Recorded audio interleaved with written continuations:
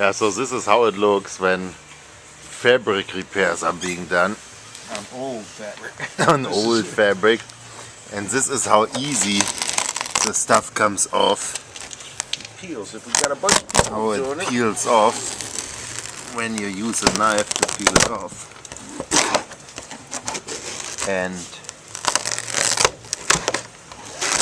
so we peel it off down to the Ceconite, and then we can just repaint the area. That way we get rid of all the cracking, and we get rid of all the mess. See your butter knife for a second, please.